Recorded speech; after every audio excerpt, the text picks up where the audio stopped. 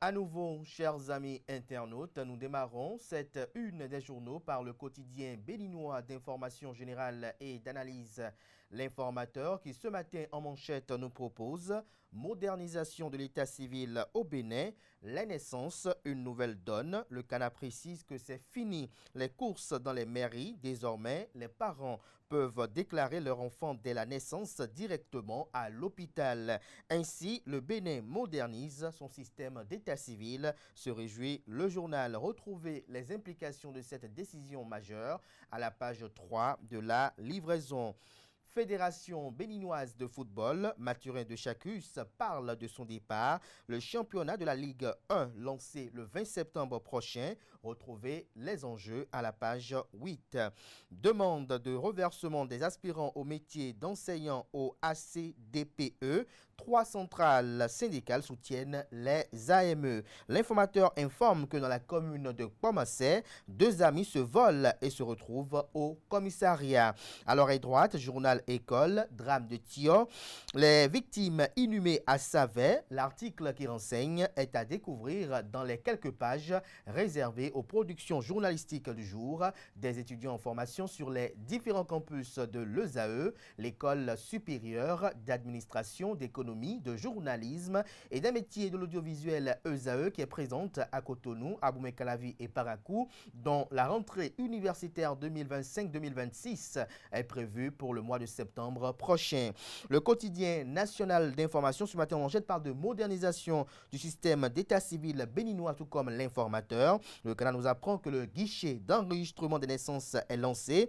Il écrit noir sur blanc avec une image illustrative assez expressive du démarrage de cet enregistrement des naissances au niveau des maternités. Le Canada écrit que l'Agence nationale d'identification des personnes ANIP, avec l'appui du projet WURI, a lancé la phase pilote du guichet unique de déclaration et d'enregistrement des naissances dans les hôpitaux hier mercredi 20 août au centre hospitalier universitaire de la mère et de l'enfant Lagune, CHUMEL de Cotonou. L'article qui renseigne sur le lancement de cette activité salvatrice à la page 3 de la proposition hommage aux icônes, Jean-Roger Aoyo célébré, l'article à la page 2. Conférence inaugurale Omicom Media Group West and Central Africa, Cotonou au cœur du futur de la communication en Afrique. L'article à la page 7 de la livraison. Fraternité ce matin en manchette. Guéguerre Ayadi Agua pour le contrôle de la 10e circonscription électorale. Les révélations de Lucien Medjico, des chiffres qui confondent les prétentions de Jacques Ayadi. L'article à lire à la page 3 de la proposition. On peut lire également à la une de Fraternité de ce matin, déclaration et enregistrement des naissances, l'innovation guichet unique dans les formations sanitaires. Le matinal ce matin en manchette, fraude lors du contrôle technique automobile, des agents du Centre national de sécurité routière CNSR sanctionnés à Lokossa, des usagers indélicats arrêtés. Le Canada précise que le Centre national de la sécurité routière CNSR poursuit avec rigueur sa croisade contre les pratiques frauduleuses dans le domaine du contrôle technique automobile. Sous le leadership de son directeur général Ariel Sacramento, la structure entend assainir un secteur trop longtemps gangréné par des manœuvres qui compromettent la sécurité sur les routes béninoises. La preuve, une fraude a été déjouée à l'antenne de Lokossa du centre, pour ne pas dire Lokossa Centre, le lundi 18 août dernier. Retrouvez le film de cette belle action menée par ce service décentralisé du CNSR dans les colonnes de la page ce matin du journal. Accident de bus de la STM dans le fleuve Ouémé, identification et inhumation de corps à Savet. Le maire Oba Denis Chabi salue l'action décisive des pêcheurs d'offres.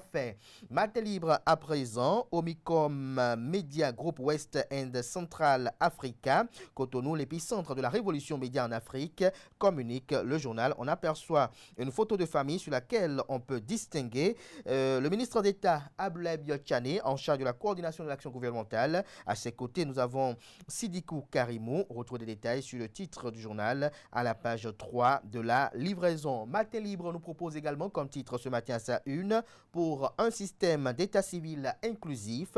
L'ANIP lance le guichet unique de déclaration des naissances. Présidentielle de 2026 au Bénin. Refonder la démocratie pour un Bénin plus juste, libre et uni. L'article qui renseigne à la page 8 de la proposition. Le Béninois libéré ce matin en manchette. Niveau d'endettement du Bénin, rôle d'un bon ministre conseiller. La leçon de Rachid Badamassi à Rodriguez et Bertin Kovi. Suivez l'intégralité de son intervention sur le Béninois libéré TV dans les colonnes de la page du journal, notamment à travers une retranscription. On lit à présent le quotidien L'Économiste. Le premier quotidien économique du Bénin parle de croissance économique en manchette. Les risques et incertitudes à surveiller au Bénin sont à lire à la page 3 de la livraison. Mobilisation des ressources financières. Le Bénin prépare son cadre réglementaire pour la finance verte islamique.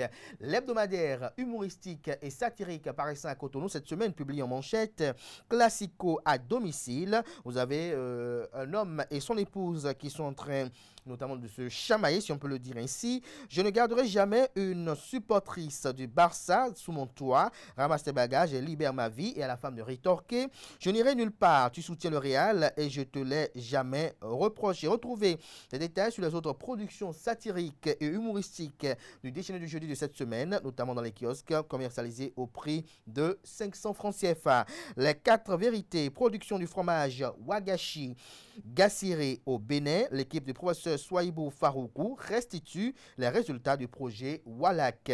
On peut lire également à la une de la 4 vérités de ce matin, supposé débauchage de militants de Mouel Bénin dans la 10e circonscription électorale.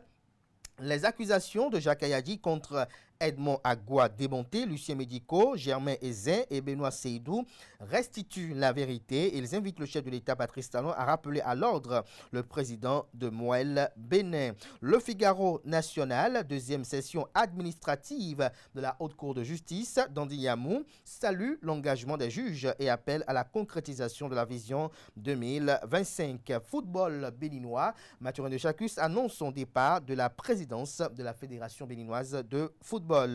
Gasquiani Info poursuit dans la même veine et titre en manchette Fédération béninoise de football de Chacus clôt le débat sur sa succession.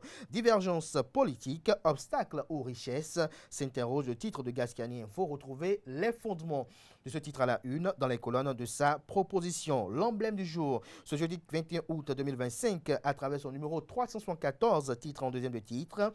Élection générale de 2026 au Bénin. Joseph Fifama Diogbenou, ancien président de la Cour constitutionnelle du Bénin, ancien ministre garde des Sceaux et actuel président du parti politique Union progressiste Le Renouveau, en mission à Ifanyi, une mission sur laquelle on aperçoit la photo illustrative avec à ses côtés le président de l'Assemblée nationale, Louis Béounou-Vlavonou, qui est natif de Ifanyi. L'article comme rendu est à lire à la page 3 de la livraison. Le pays émergent Ghani 2025 à Niki, Ibrahim Chabi Mama annonce une participation grandiose de ses cavaliers et rend hommage à l'héritage de son feu père Forodunga. L'actuel chef du 3e arrondissement de Parakou remercie le président Patrice Talon pour avoir donné une place particulière aux grandes fêtes traditionnelles. Attaque répétée, accusations infondées et invectives du président de Mouel Bénin contre le député Edmond Agua, Lucien Médico et les militants Union progressiste Le Renouveau de la 10e circonscription électorale appelle à la paix et invite le président Patrice Talon à discipliner Jacques Ayadi. Décryptage info, perspectives économiques dans l'espace UEMOA, entendez Union économique et monétaire ouest africaine. La BCEAO, la Banque centrale des États de l'Afrique de l'Ouest, prévoit une croissance de 7,4% au troisième trimestre 2025. On lit à présent la boussole, vaine polémique autour de la naissance de l'association Parakou Wangara, un cadre d'union au service du développement de Parakou. Rencontre des députés avec l'institution chargée de l'organisation des élections au Bénin. La Commission électorale nationale autonome Sénat confirme l'auto-parrainage et met fin à la polémique. L'autre quotidien à présent, élection présidentielle de 2026, quel profil idéal pour succéder à Patrice Talon, s'interroge le titre. Fête de l'IAM 2025 à Savalou, Louis Gbéounou Vlavonou élevé au rang de dignitaire de la Cour royale. Le grand jury à présent, gestion calamiteuse de la mairie de Tofo déclassée au 112e rang sur 117. Bibiane Soglo a damasé une négation dans la commune. Ses administrés ne sont plus prêts à revivre l'expérience honteuse du bloc républicain en 2026. Le préfet Jean-Claude Kodia, accusé à tort, a le soutien d'une population qui ne demande que justice. Retrouvez des détails sur les motivations de cette communication en manchette à la page 3 de la livraison. Dabaro, ce matin, à sa une, fin du tournoi Talent Football Vacances à Banikwara. Paris gagné pour le promoteur Fadel Serro. La cloche ce matin. 23 août, journée souvenir, le Bénin commémore la déportation des milliers de ses fils, tout sur le programme des manifestations dans les colonnes de la proposition de ce matin du journal. Éveil info, modernisation de l'état civil, l'acte de naissance désormais délivré dès la maternité. Ce sera tout pour la une des journaux. Merci de votre aimable attention.